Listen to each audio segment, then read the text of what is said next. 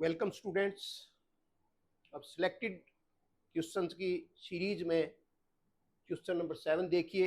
ये किसी एग्जाम में पूछा गया क्वेश्चन है, कितना बढ़िया क्वेश्चन है, इसको देखें।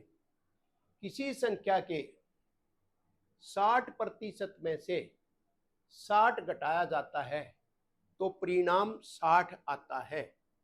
संख्या ज्ञात करो। किसी संख्या के 60% में से 60 घटाया जाता है तो परिणाम 60 आता है। संख्या ज्ञात करें। सबसे पहले संख्या मान लेते हैं। मानना संख्या बराबर है x, मान ली x। अब इसका 60% निकालो, x गुणा 60 और बटे 100, और इसमें से 60 घटा दिया तो माइनस में 60, और ये किसके बराबर आता है? 60 के बराबर। बस इस इक्वेशन को सोल्व करना है।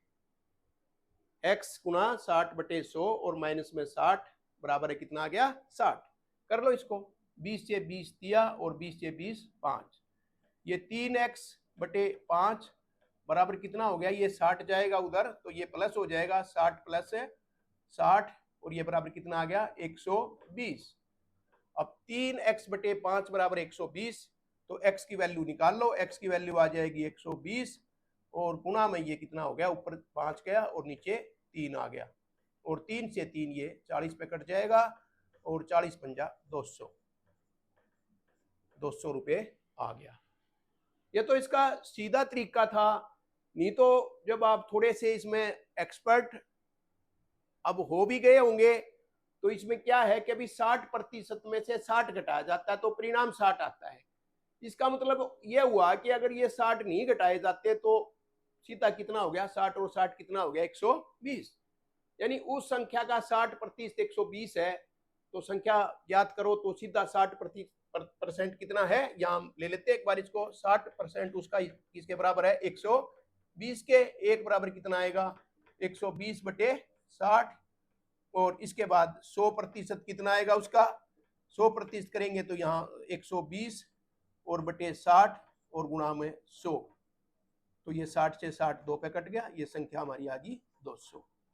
तो इस तरीके से सवाल हम बड़े आसानी से हल कर सकते हैं। जितने जितना हमारी प्रैक्टिस होती जाएगी उतने ही हम इजी वे में सवालों को हल करते जाएंगे और एक्सपर्ट होते जाएंगे। अब नेक्स्ट सवाल देखते हैं।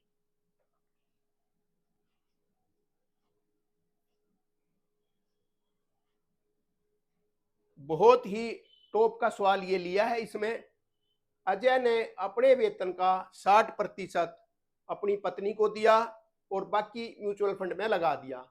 उसकी पत्नी ने इसमें से 30% किराने पर खर्च कर दिया और 20% किराए पर खर्च कर दिया। अब उसके पास बचे 18,000 रुपये में उसने सोना खरीद लिया। अजय का वेतन ज्ञात करें। अब सबसे पहले मान लिया अजय का वेतन ये 100 मान लिया, तो 100 में से उसको कितने मिले?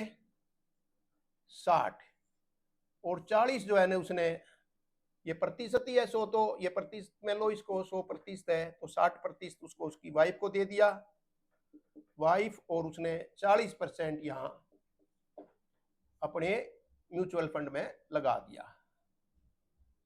Mutual fund. अब इसने क्या किया? ये जो 60% मिला था इसमें से 30%, इसका 30% और किराने पर लगा दिया, और 20% किस पे लगा दिया? किराए पे। यानी टोटल इसको हम यूं ले सकते हैं 30 + 20। अब ये अलग अलग है, ये नहीं है कि कोई इसके पास जो बचे हुए का 20%, नहीं, इकट्ठा। इसका जो ये 60 मिला था इसमें से 30 और 20%, ये 30% और ये 20% इसका है। ये इसने खर्च कर दिया उसमें से, 60 में से। 60 में से ये गया 50%, यानी आधा हिस्सा खर्च कर दिया। तो इसके पास ये कितना बच गया? इसके बाद बच गया 30% बच गया। कितना बच गया? 30%। तो इसका मतलब ये इसने 30% खर्च कर दिया, तो इसके पास बाकी जो इसको 60% मिले थे उसका कितना रह गया? 30% इसके पास अब बच गया। इस 40 का कोई कहीं जिक्र नहीं है, ये हमारे क्वेश्चन में कहीं मैटर नहीं करता। तो यहाँ इस तरीके से इसकी कैलकुलेशन होएगी कि अभी 60% में से आधा उसने खर्च कर दिया, यानी 30% खर्च कर दिया, और अब उसके पास टोटल वेतन का कितना बच गया, 30%, और 30% बच गया तो उसकी वैल्यू क्या है, 18,000 रुपये।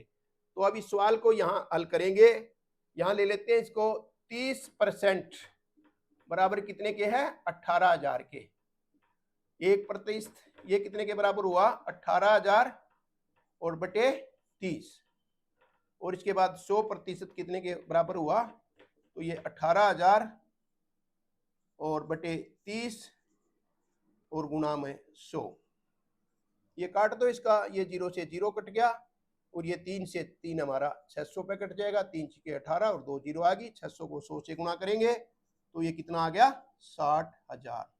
तो ये 60,000 रुपये उसकी कुल वेतन था, जो कि हमारा ए ऑप्शन में दिया हुआ है। इसको हम इस तरीके से टिक कर सकते हैं। ये सारी कैलकुलेशन हम बहुत प्रैक्टिस करेंगे तो बिल्कुल एक्सपर्ट होते जाएंगे।